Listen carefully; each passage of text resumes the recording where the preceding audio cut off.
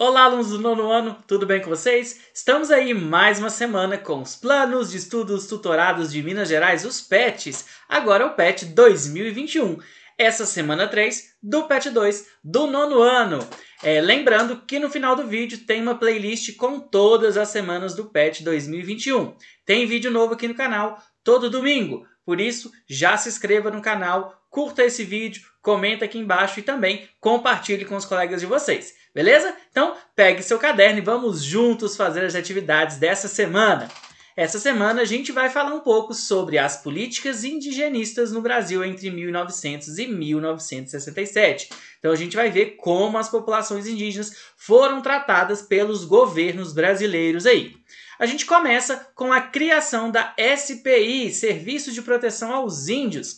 Em 7 de setembro de 1910, foi criado um Sistema Nacional de Proteção aos Indígenas. Foi nomeado SPI, Serviço de Proteção aos Índios, sob tutela do Ministério da Agricultura e objetivando, em âmbito nacional, supervisionar os assuntos indígenas. Então, a ideia é que, de forma nacional, você tivesse aí, com base dentro do Ministério da Agricultura, um órgão que supervisionaria os assuntos relacionados às comunidades indígenas.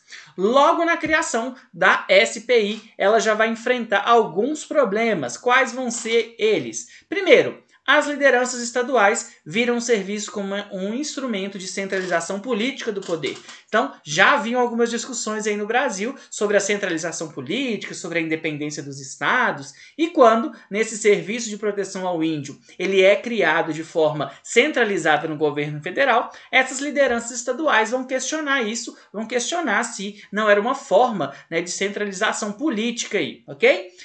Quem vai apoiar essas lideranças vão ser os grandes empresários aí, porque, olha só, ameaça ao lucrativo comércio de terras indígenas e exploração de sua mão de obra. Então, a mão de obra de indígena e as terras indígenas eram exploradas por grandes empresários que vão ir contra essa criação do sistema de proteção dos índios.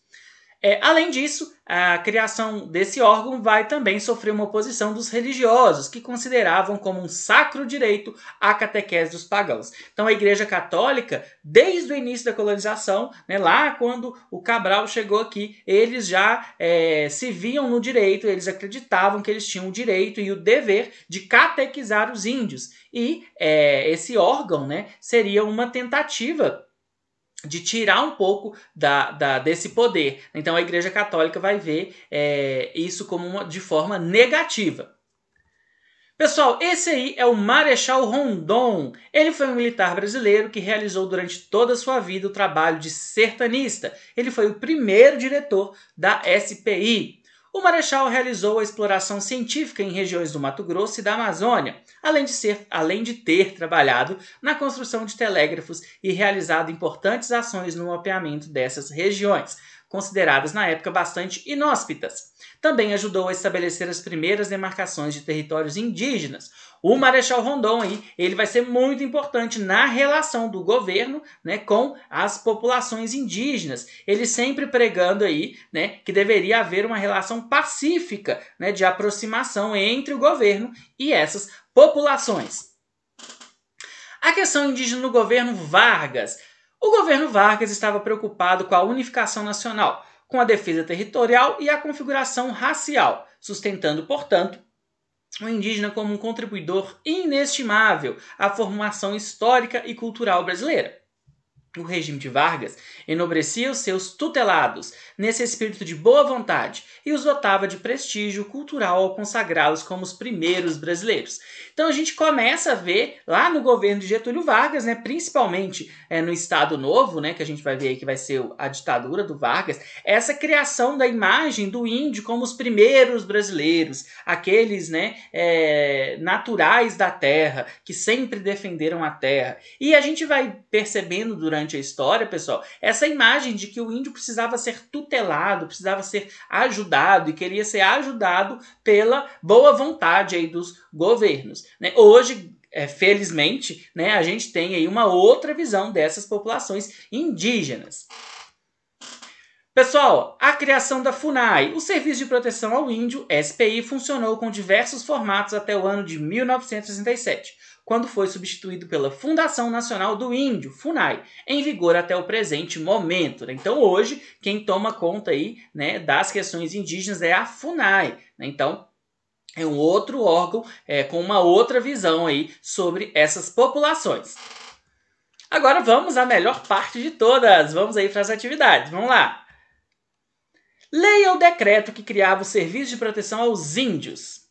Artigo 1º. O Serviço de Proteção aos Índios e Localização dos Trabalhadores Nacionais, criado no Ministério da Agricultura, Indústria e Comércio, tem por fim prestar assistência aos índios do Brasil que vivam aldeados, reunidos em tribos, em estado nômade ou promiscuamente com civilizados. B. Estabelecerem zonas férteis dotadas de condições de salubridade, de mananciais ou cursos d'água e meios fáceis e regulares de comunicação, centros agrícolas constituídos por trabalhadores nacionais que satisfaçam a exigência do presente regulamento. Agora vamos à pergunta aí, ó. Quais eram os objetivos ao se criar o SPI em relação aos povos indígenas? Aí eu marquei um trecho do próprio decreto, olha só. Prestar assistência aos índios do Brasil, que viviam aldeados, reunidos em tribos, em estado nômade ou promiscuamente com civilizados. Beleza? Pessoal, aí chama a atenção de uma coisa para vocês. A gente tem que ter a real noção de que para uma pessoa, né, ser considerada indígena não é questão de onde ela vive. Você tem índios que vivem em grandes cidades, assim como você tem índios que vivem, né, sem contato nenhum na região amazônica. Eles são índios do mesmo jeito, tem muito mais a ver com uma questão cultural, uma questão aí de ancestralidade, uma questão também de se autoafirmar, de se conhecer como índio, do que o local em que eles vivem. Beleza? Na número 2, artigo 2. A assistência de que trata o artigo 1º terá por objetivo pôr em prática os meios mais eficazes para evitar que os civilizados invadam terras dos índios e reciprocamente fazer respeitar a organização interna das diversas tribos, sua independência, seus hábitos e instituições, não intervindo para alterá-los, senão com brandura e consultando sempre a vontade dos respectivos chefes. Qual juízo de valor, preconceito se expressa em relação aos indígenas do texto? Isso fica muito claro, pessoal, o preconceito com os indígenas lá no artigo 3º ali, olha só. Para evitar que os civilizados invadam a terra dos índios e reciprocamente. Né? Então, ele está falando o quê? Que os índios não são civilizados. Então, ele está querendo dizer o quê? Que civilizados são os não índios, né? Então isso aí mostra um preconceito muito grande na lei. Então as populações indígenas não são vistas como civilizadas. E na verdade a gente sabe, né, que são culturas diferentes, não é questão de ser civilizado ou não. Número 3. Conquista e fortificação foram temas que preocuparam os brasileiros durante a época turbulenta da Segunda Guerra Mundial. A guerra na qual o Brasil entrou formalmente em 1942 proporcionou um constante pano de fundo para as imagens projetadas do índio. A conquista portuguesa foi reexaminada à luz das últimas ameaças europeias à soberania nacional. Sempre fiéis ao Brasil, os índios mais uma vez estavam provando seu patriotismo, contribuindo para os esforços de guerra através da produção agrícola e de borracha. A retórica do governo sublinhava que, dado o amor ao índio, a seu território, seu amor ao Brasil seria uma simples extensão. Qual o uso da imagem do indígena frente à Segunda Guerra Mundial e a participação brasileira?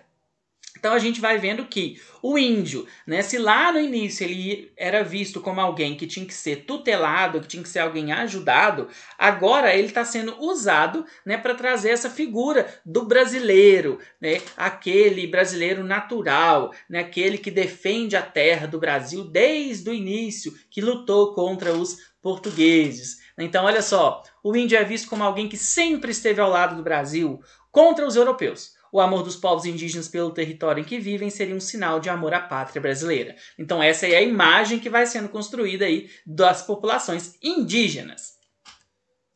Bom, pessoal, então é isso. Boa semana, bons estudos. Não se esqueça de se inscrever no canal, curtir, comentar e compartilhar esse vídeo.